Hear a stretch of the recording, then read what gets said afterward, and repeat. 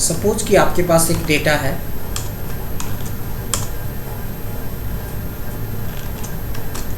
Physics,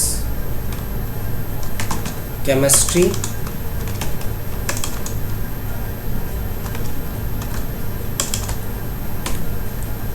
और bio का।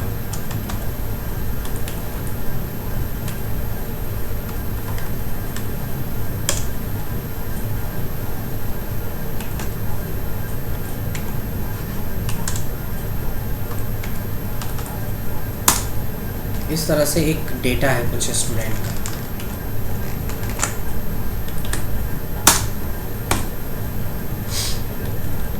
और आपके पास क्राइटेरिया वही बंदे पास हैं, वही बच्चे पास हुए होंगे जिनको एटलीस्ट 33 नंबर्स चाहिए ईच सब्जेक्ट में। यानी आपको निकालना है यहाँ पे पास या फेल। कंडीशन ये है कि अगर एवरेज निकला रहता, या आपने जब इफ़ पढ़ा था तो उसमें था कि एक कॉलम पे हम निकालते थे कि इफ़ जो ओवरऑल मार्क्स है इज़ ग्रेटर देन इतना तो पास, इतना तो फेल है ना, और ठीक है। बट यहाँ पे है कि आपको हर एक सब्जेक्ट को चेक करना है, यानी एक कॉलम से ज़्यादा अगर हो तो हम एंड का यूज़ करेंगे। एंड एक लॉजिकल फंक्शन है, तो इसमें आएगा लॉजिक 1, लॉजिक 2, लॉजिक 3, लॉजिक 4, इस तरीके से आएगा।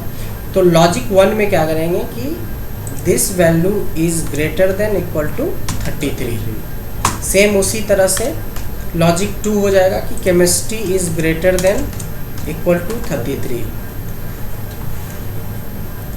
फिर तीसरा हो गया bio is greater than equal to 33, और यहाँ पे क्लोज कर देंगे। तो बेसिकली इसका जो आंसर आता है ना ट्रू या फॉल्स में, मतलब क्या ये तीनों लॉजिक चेक करेगा, फिजिक्स को, केमिस्ट्री को, बायो की, कि लॉजिकली 33 है या नहीं है। अगर है तीनों तब तो ट्रू बताएगा, नहीं है तो फॉल्स बताएगा। अब देखेंगे पहला फॉल्स हो गया लेकिन दूसरा ट्रू है, क्योंकि इसके सारे 33 से ज़्यादा है। अब ट्रू और फॉल्स में आ गया। अब इसके आगे आप लगा लेंगे इफ़ जो वैल्यू जो आएगा अगर ट्रू है तो पास, एल्स फेल। पास फेल हो गया। थोड़ा और कंसेप्चुअल बनाना है तो ये लॉजिक में ही डाल दीजिए इक्वल टू ट्रू। बात वही है, ट्रू वाले में तो हम पास करवा रहे हैं, अब चाहो तो ऐसे भी करवा सकते हैं, फर्क आंसर पे नहीं पड़ेगा। यानी कि बेसिकली एंड में एक से ज़्यादा वैल्यूज़ को वो चेक करता है, कंडीशंस को चेक करता है। बायो में जाके चेक करा, केमिस्ट्री में और फिजिक्स में। ये हमारा हो गया एंड। अब आता है और की बारी।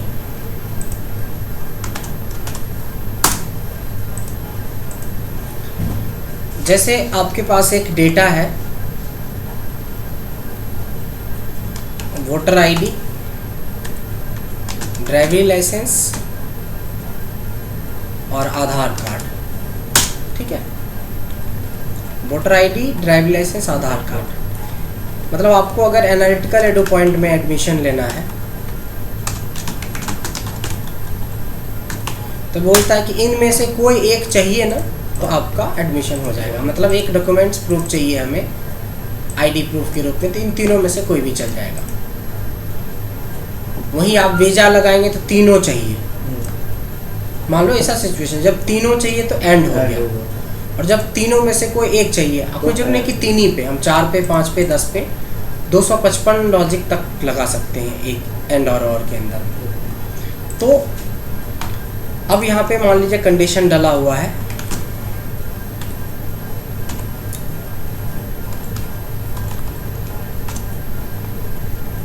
इसमें भी थोड़ा इफ यूज कर लेते हैं।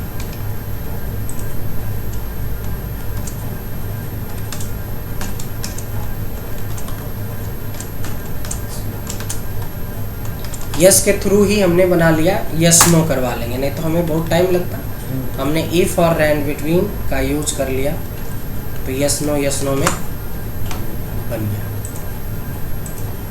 क्वेश्चन रेडी हो गया। अब आपको बताना है कि इसमें से एक भी यस कोई हो जाता है तो आपको तो वैलिड है, यानी कि एलिजिबल है या एलिजिबल नहीं है। अगर निकालना है तो और दिस चूंकि टेक्स्ट है तो दिस इक्वल टू यस या दिस इक्वल टू यस या दिस इक्वल टू यस। ये तीनों में से कोई भी यस मिलेगा तो ट्रू कर देगा, लेकिन बिल्कुल भी नहीं मिलेगा तो फॉल्स करेगा। जैसे ये बंदे एलिजिबल नहीं है, एक बंदा अभी तक।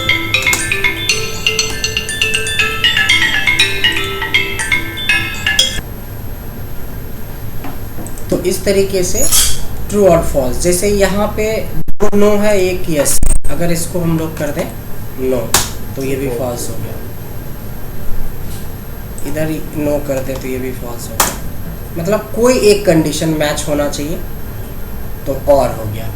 तो ये इसको भी अगर आप बनाना चाहते हैं तो हेल्पिंग कॉलम में बनाना चाहेंगे तो इफ़ हेल्पिंग कॉलम अगर सेम में बनाते तो अलग बात है, अगर हेल्पिंग में बनाएंगे तो if this equal to true तो एलिजिबल, अदरवाइज नॉट एलिजिबल। जो भी है आप क्वेश्चन के हिसाब से अपना आउटपुट निकाल सकते हैं, स्टेटस डाल सकते हैं, स्टेटस बना सकते हैं। तो इस तरीके से चलता है। तो एंड और क्लियर हो गया।